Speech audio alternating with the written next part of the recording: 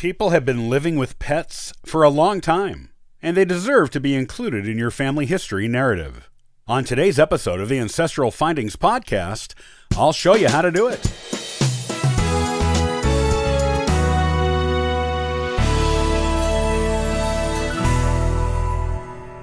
Pets are important parts of our lives and families, and they were just as important to our ancestors.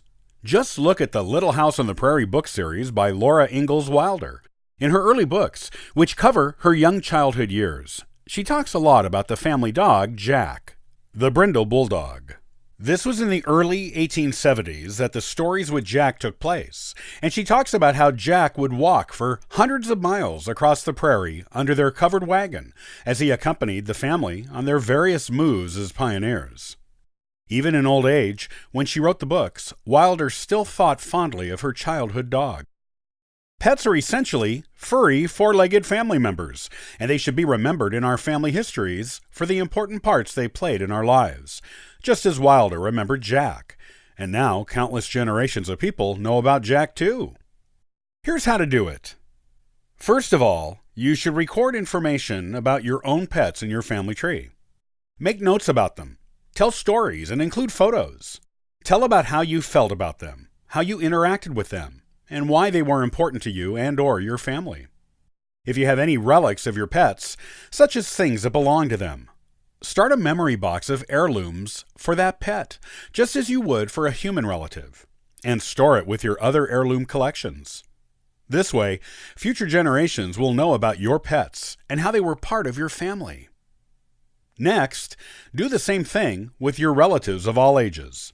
Ask them about their pets, their fondest memories of them, funny or meaningful or cute stories they have to tell about them, and get copies of photos of the pets. Include these in your family tree narrative. You will also want to discover details about the pets of your ancestors who you never met. You can do this by asking older relatives. For generations where there are no people living who remember those ancestors, you will have to do a little more research. You can use several different sources to find out about your ancestors' pets. Some good resources include the following. Old photos. Your ancestors may have taken photos with their pets. If you're lucky, they labeled the photos with the pets' names.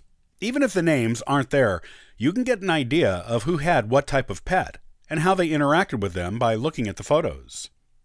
Old letters and diaries. If you have any old letters or diaries that belong to your ancestors, or know where to find them, look through them carefully for any mention of pets and how your ancestor interacted with and felt about that pet. Old newspaper articles. It's not something you usually find, but every now and then you may come across a story about your ancestor and their pet, especially if the pet was special in some way or did something extraordinary. Or if the bond between pet and person was so strong, it was noted by the community. Gather this evidence together, and you will have a much richer family history narrative by including information about the lives you and your ancestors have shared with your pets. The pets themselves will get the recognition, honor, and memory for future generations they deserve too.